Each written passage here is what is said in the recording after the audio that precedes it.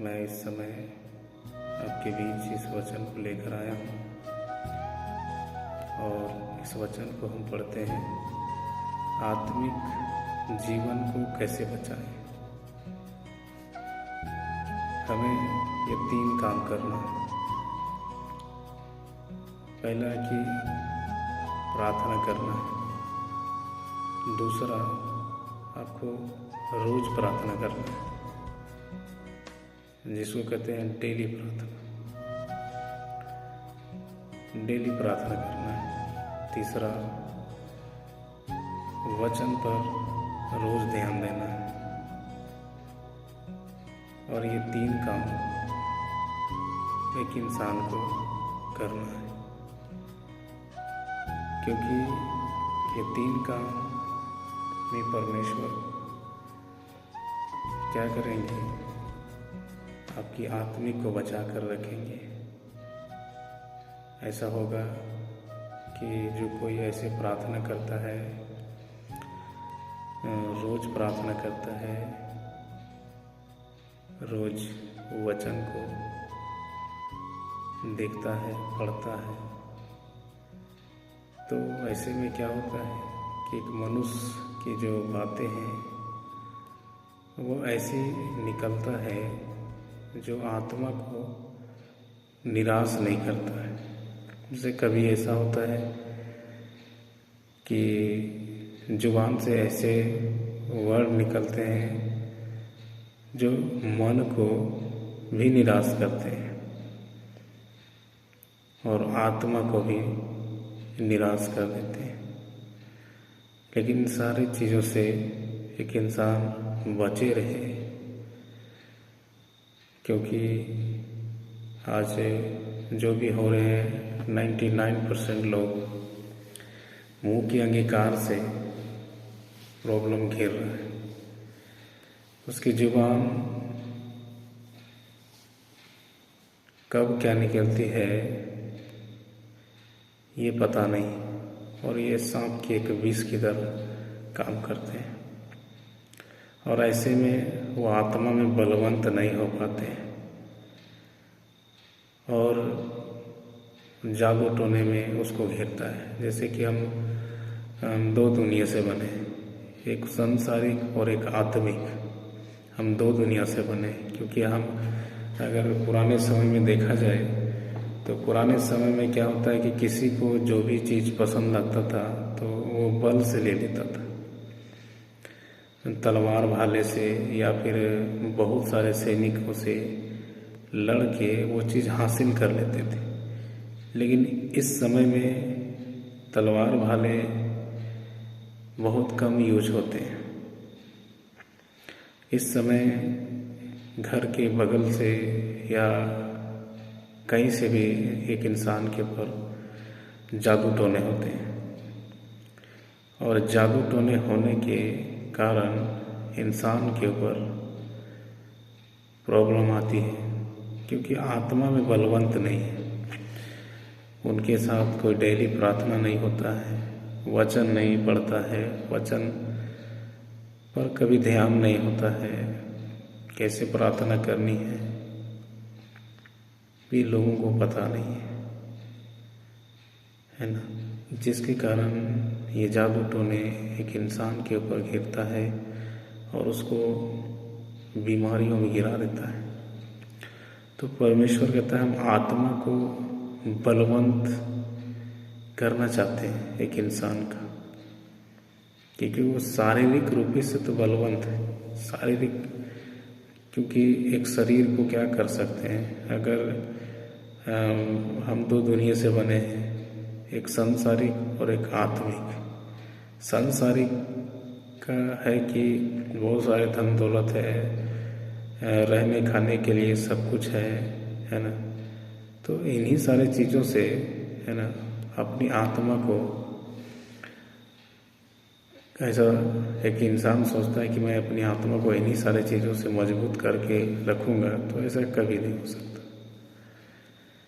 क्योंकि परमेश्वर ने हम इंसान को 2 दुनिया से बनाया है, एक सांसारिक और एक आत्मिक जीवन से।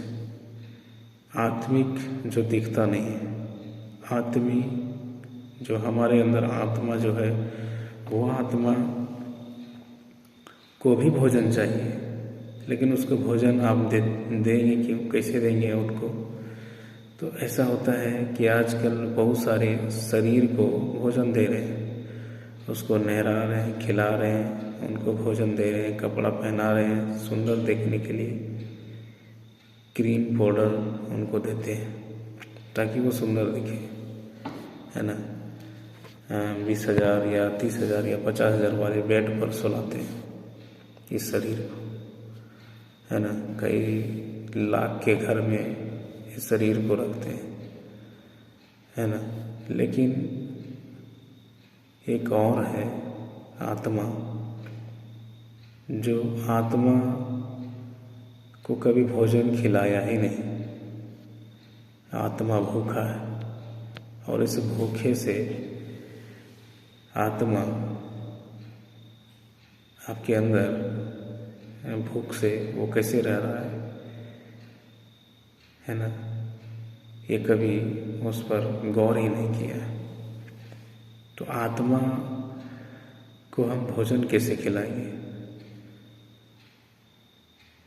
है ना। क्योंकि अगर आत्मा साथ छोड़ दे तो ये शरीर बेजान है, ये घर भी है, और जो भी जितनी 1000 के बेड में सुलाते हो वो बेड भी बेकार, है ना। लेकिन आत्मा को मजबूत करेंगे तो क्या होगा कि शरीर भी मजबूत रहेगा। लेकिन आज कोई आत्मा को मजबूत नहीं कर पा रहे।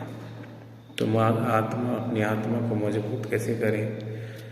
अपनी आत्मा को जब आप परमेश्वर के सम्मुख ले जाते हैं अपने शरीर को, और उनसे जब प्रार्थना करते हैं तो आप उनको नहला रहे हैं उस आत्मा को, और उनको कपड़ा पहना रहे हैं सुंदर दिखने के लिए। हर वो चीज़ें, है ना, वो आप प्रार्थना के द्वारा उनको करते हैं। लेकिन आप उनको भोजन खिलाते हैं कब? जब आप परमेश्वर के वचन को सुनते हैं तो आप अपनी आत्मा को भोजन देते हैं।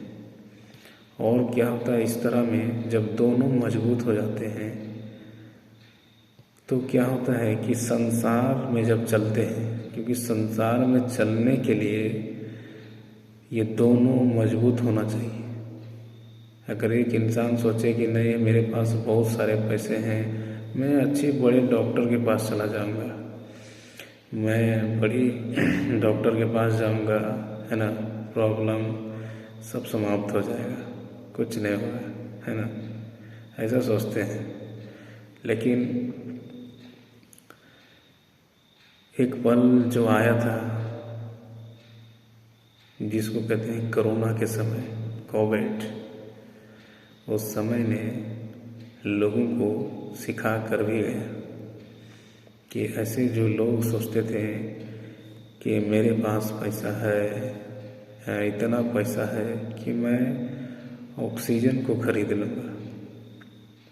बहुत सारे लोगों ने ऑक्सीजन को खरीदना भी चाहा, है ना, लेकिन वो खरीद नहीं पाए, है ना, खरीद नहीं पाए। उनके पास तो सब था ना, धन था, डॉक्टर थे, सब थे, लेकिन अपने आप को बचा नहीं पाए, है ना। जिसे बहुत सारे इंसान सोचते हैं, कहते मर जाएंगे, प्रभु यीशु मसीह को नहीं अपनाएंगे। कोई बात नहीं भाई, परमेश्वर किसी को ज़बरदस्ती नहीं कहता है कि तू आ। वहाँ लिखा हुआ है कि यदि जो कोई मुझ पर भरोसा करे, यदि कोई मुझे मेरे पर विश्वास करे तो वो नाश नहीं होगा, चाहे वो किसी भी जात का क्यों ना, वो नाश नहीं होगा। और आज परमेश्वर हर एक इंसान को आत्मा में बलवंत करना चाहते हैं, है ना। क्योंकि आजकल यही हो रहे हैं, जादू टोने घेर रहे हैं, दुष्ट आत्माएं उनको सता रहे हैं, सोते हैं नींद नहीं आता है ना। बातों में ऐसी आवाज़ें आती है, कब क्या बोलते हैं ये पता नहीं चलता, और शैतान उन्हीं सारी बातों में काम कर लेते हैं, लोगों को ये पता नहीं, ये इंसान को पता नहीं कि शैतान उसके ऊपर कितनी बड़ी योजना बनाकर वो चला गया, क्योंकि वो आत्मा में बलवंत नहीं है ना। लेकिन जब वो आत्मा में बलवंत होता है, जब प्रार्थना करता है, रोज प्रार्थना करता है, वचन पर रोज ध्यान देता है, तो इस तरह में वो अपनी आत्मा को भोजन खिला रहा है, उसको नहलाया धुलाया है ना। तो एक शरीर जब भोजन करता है तो शरीर में अगर एक भूखे आदमी को कहा जाए कि चलो ये काम करते हैं, तो सबसे पहले मैं तो खाऊंगा तो उसके बाद मैं कुछ करूंगा, मैं खाया नहीं, खाएंगे तो ही कुछ करेंगे है ना। तो क्या होता है कि शरीर को खाना देते हैं, उसके बाद काम होते हैं। लेकिन हमें एक आत्मा जो आपके अंदर है, वो आत्मा को जब तक आप मजबूत नहीं करेंगे तो जादू टोने आएंगे, टकराएंगे और देखेंगे कि ये जो है ना, ये मिट्टी से बना हुआ है ना।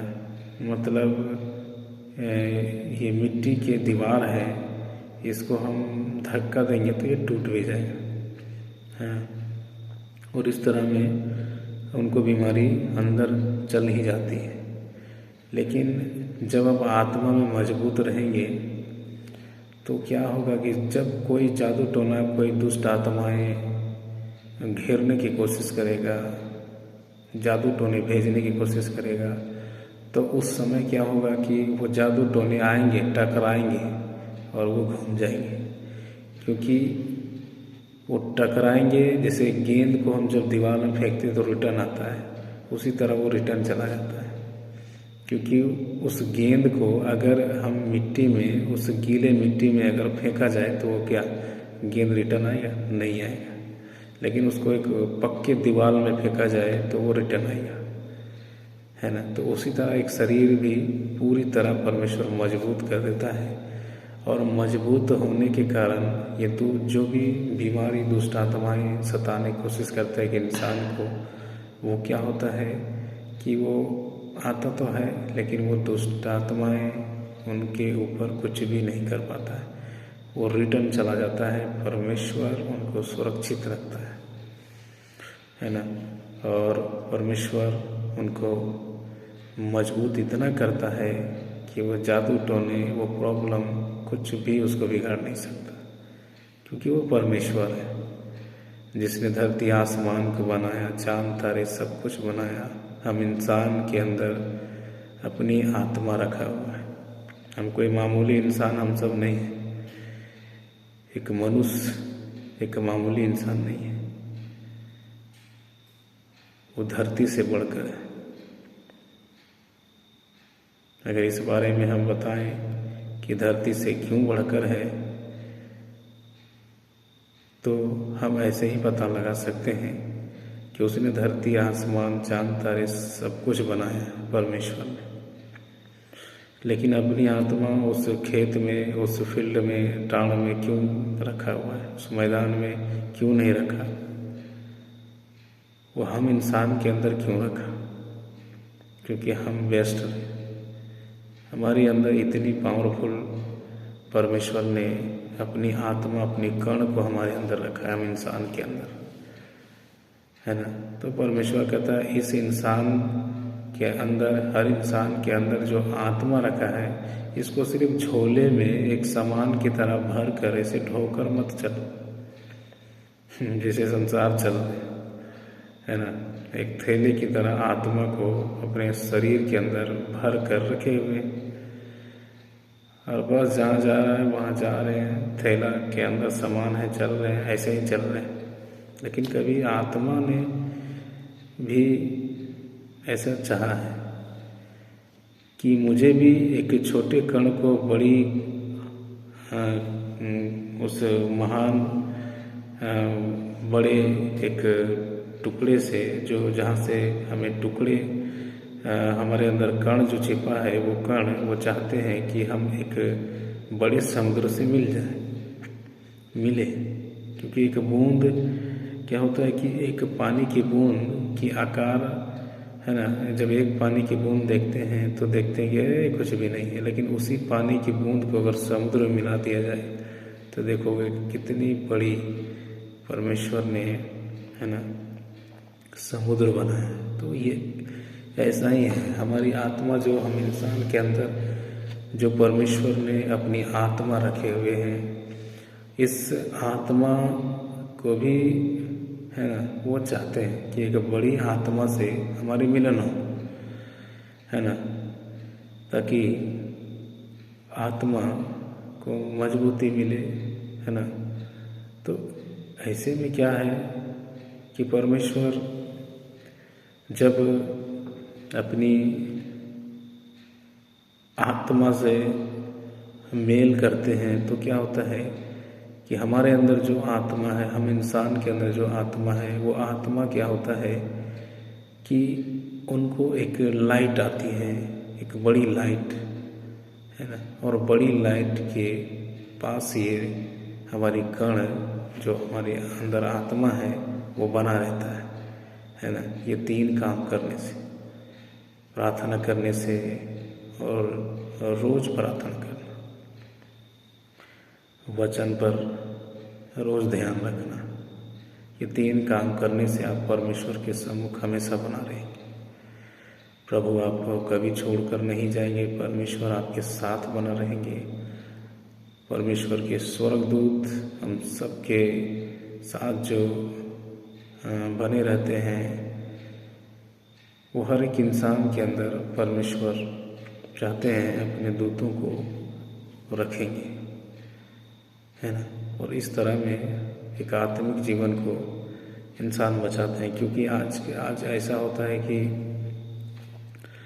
जब कोई बीमारी, जब कोई प्रॉब्लम घेरता है, तो जब आत्मा बलवंत नहीं होने के कारण क्या होता है, एक आदमी संभल नहीं पाता है, क्योंकि वो कमज़ोर है ना, उसके पास धीरज, और जो सबसे पहले धीरज जाता है।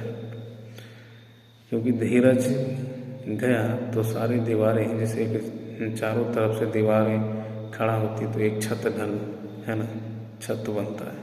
तो वैसा ही क्या है, अगर कोई है ना घर की नींव है ना घिसक जाए तो क्या होता है कि सारी दीवारें गिर जाता है। तो वैसा ही क्या है कि परमेश्वर है ना कहता है धीरज को, जो एक इंसान के अंदर धीरज बना रहता है, उसको हम कभी गिरने नहीं देंगे, उसको कभी हम है ना उसको संभाल कर रखेंगे, ताकि वो आत्मा में जब वो बलवंत रहे तो उसकी धीरज कभी खराब नहीं, है ना। क्योंकि जो लोग ऐसे नहीं जानते हैं तो बस उनकी धीरज खराब होता है। दुष्ट आत्माएं तो उनको घेरता ही है, अब क्या होगा तेरा, ये बीमारी घेर लिया, ये प्रॉब्लम हो गया, अब क्या होगा, बस ये डिप्रेशन उनको घेरना स्टार्ट हो गया। रोज़ उनको यही तंग करेगा, हर सुबह उठेगा बस चिंता उनको खिला दिया, और वही डिप्रेशन, वही प्रॉब्लम, वही बार बार सोचना, क्योंकि उनकी आत्मिक ज्ञान नहीं है। वो न किसी परमेश्वर को जाने हैं, न प्रार्थना को जाने हैं, न वचन पर ध्यान देते हैं कि परमेश्वर के वचन हमें क्या सिखाते हैं, क्यों सिखाते हैं। वो हमारे लिए कह रहे हैं कि अपने लिए कह रहे हैं। बहुत सारे लोग तो ऐसे कहते हैं, अरे ये तो अपने धर्म में लाना चाह रहा है। लेकिन ये आप एक बात जान लें कि प्रभु यीशु मसीह और कोई ऐसे धर्म नहीं है ना। हमारी प्रार्थना डायरेक्ट परमेश्वर सुनते हैं। प्रभु यीशु मसीह ने परमेश्वर के वचन को इस दुनिया में लाकर योजना को छोड़ा है, और प्रभु यीशु मसीह ही मार्ग और सत्य और जीवन प्रभु यीशु मसीह है। वो धर्म बदलने नहीं, वो जीवन देने के लिए आए,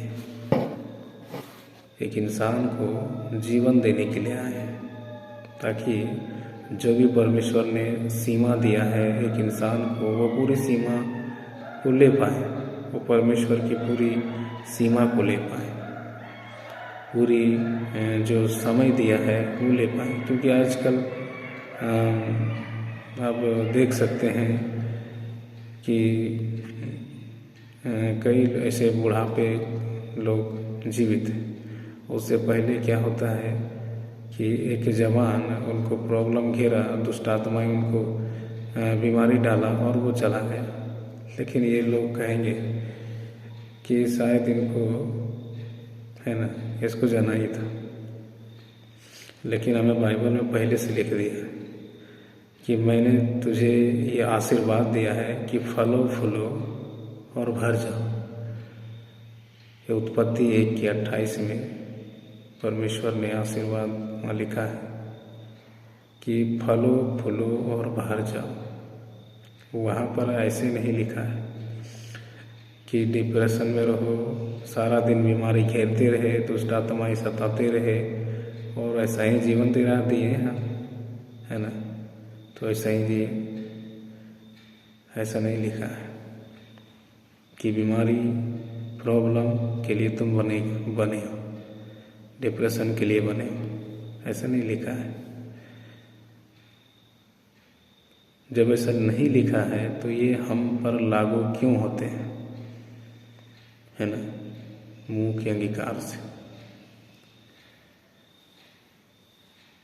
मुंह की जो जुबान है वो सही नहीं निकलते हैं, इससे बीमारियां घेरता है, दुष्ट आत्माएं सताता है और ऐसे में इंसान प्रॉब्लम में चला जाता है। क्योंकि वहाँ पर साफ लिख दिया है कि मैंने तुझे कोई ऐसी आत्मा नहीं दिया है, हमने तुझे फलो फूलो और भर जाए ये आशीर्वाद दिया। वहाँ पर ये नहीं लिखा कि डिप्रेशन में जियो, प्रॉब्लम तुम्हें सताते रहे और तुम ऐसे ही चलते रहो। लेकिन ये ऐसा क्यों होता है? जब एक इंसान, जैसे एक कमरा है और उस कमरे में, मान ले कि एक कमरा आपने बनाया और उस कमरे में आपका कमरा है, तो कोई इंसान कहे कि नहीं मैं इस कमरे में रहूँगा, तो क्या होगा कि वो ज़बरदस्ती नहीं रह पाएंगे। जब तक आप नहीं कहेंगे तब तक वो नहीं रहेंगे, है ना। और जिस दिन आप कहेंगे कि रहिए तो वो रहेंगे, लेकिन जिस दिन आप कहेंगे यहाँ से भागिए तो वो भाग जाएंगे, है ना। क्योंकि ये कमरा, ये आपका कमरा है, ये कमरा है ना आपका है। उसी तरह ये जो शरीर है ना, हम इंसान के शरीर, वो परमेश्वर का है ना। और उस परमेश्वर के शरीर में शैतान नहीं रह सकता। ये तब रहेंगे जब तक आप चाहेंगे। जिस दिन आप नहीं चाहेंगे कि ये प्रॉब्लम, ये दुष्ट आत्माएं, ये बीमारी मेरे ऊपर ना रहे, है ना, उसी दिन से वो, उनको डर लग जाएगा कि दुष्ट आत्माएं, है ना, समझ जाएंगे कि इसको पता लग गया कि ये बीमारी इनके लिए नहीं बना है ना। उसी दिन वो दुष्ट आत्मा डरने लगता है।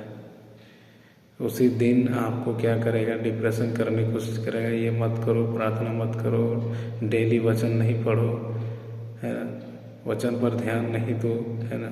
और ऐसा ही उनको तंग करने की कोशिश करता है और लास्ट में वो बंदा क्या करता है? उनको छोड़ देता है ना।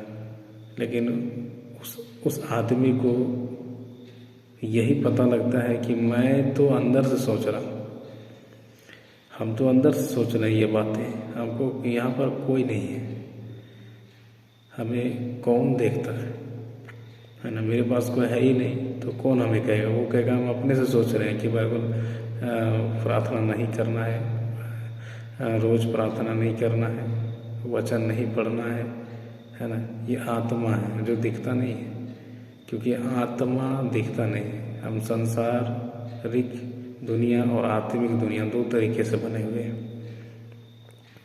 संसारिक जो दिखता है, आत्मिक जो नहीं दिखता है। तो शैतान आत्मिक तरीके से इंसान को मार रहा है।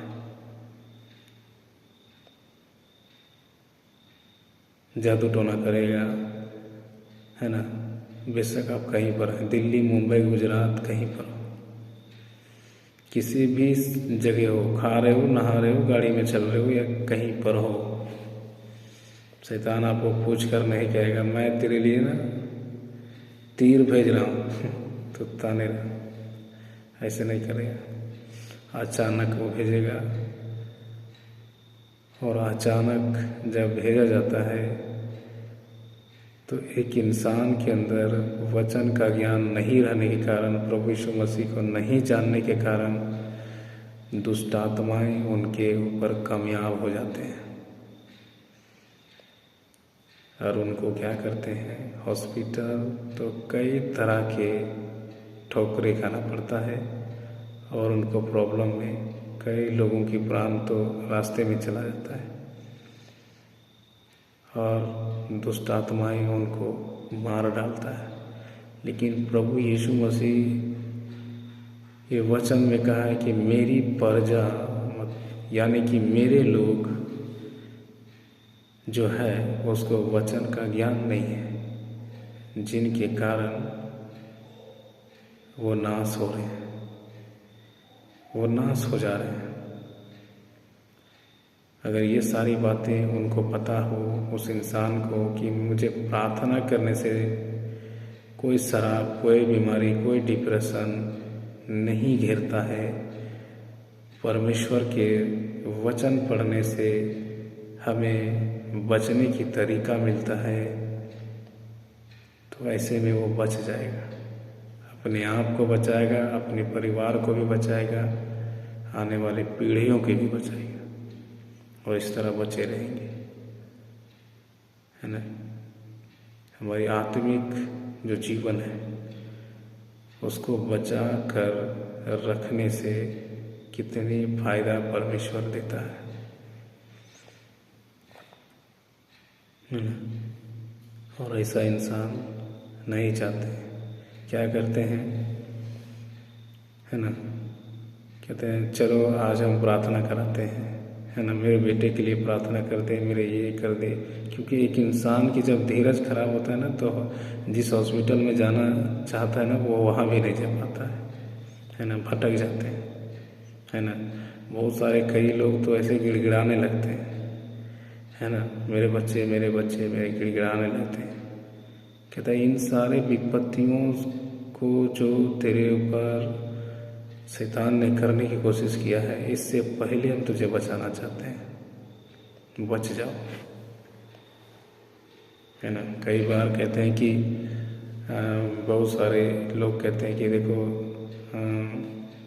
संगत से, है ना, इंसान को पहचाना जाता है। आजकल शादियां होती है तो क्या होता है कि संगत को देखता है कि ये लड़का ये लड़की किस संगत में रहता है, उसकी संगत से उसकी कैरेक्टर को पहचान लेता है ना। ऐसा होता है ना। कई सारे ऐसे माँ बाप से पहचान लेते हैं कि लड़का कैसा होगा, लड़की कैसी होगी, है ना। और इस तरह में चरित्र को भी पता लग जाता है ना। तो परमेश्वर कहता है सुधरना चाहते हो तो तुम्हारी आत्मिक बना रहेगा, है ना। वचन पढ़ोगे, प्रार्थना करोगे तो परमेश्वर क्या होगा, परमेश्वर आप सबको बचाएगा, आत्मा में बलवंत करेगा, है ना। क्योंकि आज बहुत सारे घरों में क्या है कि सब कुछ है, धन पैसा जो भी है सारे चीज़ें हैं, लेकिन उनके घर में शांति नहीं है, शांति नहीं है। जिनके कारण है तो पैसा, बहुत सारा धन है, सब कुछ है, लेकिन शांति नहीं रहने के कारण वो खाना खाकर भी तृप्त नहीं हो पाते हैं। खाना खाने के बाद भी चिंता रहती है। ऐसा क्यों होता है? क्योंकि अपनी अपनी आत्मा को कभी वचन खिलाया नहीं, कभी परमेश्वर के समीप लेकर नहीं गए हो, प्रार्थना नहीं करते हो, है ना। और जिसके कारण ऐसे होती है, जिसके कारण ऐसे ऐसे प्रॉब्लम एक इंसान के ऊपर हो रहे हैं। तो परमेश्वर कहता है इन सारे प्रॉब्लम से तुझे हम बचा कर रखेंगे, ये प्रॉब्लम तेरे पर ना हो, ये बीमारी लागू ना हो। इसलिए तो परमेश्वर चाहते हैं कि आप अपनी आत्मा को बचाए रखें, आप अपनी आत्मा को मजबूत करें, है ना। क्योंकि है ना, इंसान की बातों में निरंतर नहीं है, कब क्या बोलते हैं ये पता नहीं चल पाता है। और ऐसे में प्रॉब्लम एक इंसान को घेर लेता है ना। तो ऐसे में परमेश्वर को भी दोष कई सारे लोग लगाते हैं, कहते है ना, परमेश्वर आपको ऐसा नहीं करना था, आपने मुझे या फिर उस परिवार को ऐसे कर दिया, ऐसा नहीं करना था, ऐसे प्रॉब्लम ऐसे है ना, उसके बेटे, उसके माँ, उसके भाई जो भी है वैसे होते हैं। तो ऐसा नहीं करना था भगवान, ऐसा नहीं करना था परमेश्वर, ऐसे बहुत सारे बोलते हैं। लेकिन ये क्या हो रही है, दोष लगा रहे हैं परमेश्वर में। परमेश्वर ऐसा कभी नहीं चाहते। एक इंसान दूसरे इंसान को, है ना, प्रॉब्लम दे करके वो खुश होते हैं, ये जान ले। लेकिन परमेश्वर एक इंसान को प्रॉब्लम में देख करके वो खुश नहीं होते। जितनी तकलीफ़ आपको होती है ना, उतनी तकलीफ़, उसे कई ज़्यादा तकलीफ़ परमेश्वर को होता है। वो रोते हैं हम इंसान के लिए, क्योंकि अपने बेटे को उसने इस धरती पर दे दिया है। क्यों? क्योंकि हम सबको वो चाहते हैं, हम सबसे प्रेम करते हैं, इसीलिए कि सब कुछ ले लो, मैं तेरे बगैर नहीं रह सकता, है ना। तो सोचिए कि ऐसा परमेश्वर हम इंसान को इतनी प्यार करते हैं, चाहते हैं, बचाना चाहते हैं। ऐसा कौन है जो हमें बचाए, हमारे लिए रोज़ की योजना, रोज़ की रोटी हमें दे, रोज़ की कपड़े, मकान, सब कुछ दे। जिनके घर गाड़ी नहीं, गाड़ी देते हैं, जिनके घर बच्चा नहीं, बच्चा देते हैं, है ना। तो ऐसा परमेश्वर हम सारे इंसान के साथ वो चाहते हैं कि हमें इंसान को पूरी तरह एक अच्छे जीवन, एक अच्छा प्रेम भाव सबको हम दें, ताकि एक दूसरे में प्रेमता बना रहे और अपने आप को भी बचाए और परिवार को भी बचाए, आत्मिक को मजबूत रखे, है ना। ऐसे परमेश्वर चाहते हैं। परमेश्वर कभी नहीं चाहते कि इंसान को कि वो तकलीफ़ में जाए।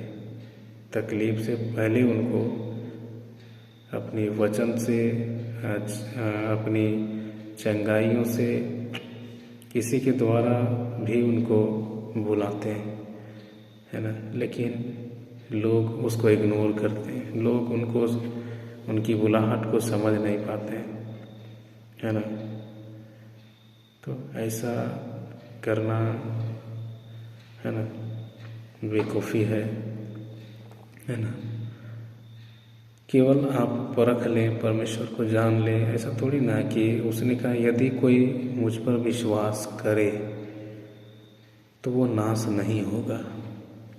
ऐसा तो नहीं कहा है कि आपको क्या है ना, ज़बरदस्ती ऐसे किसी ने, नहीं, ऐसा कुछ नहीं कहा,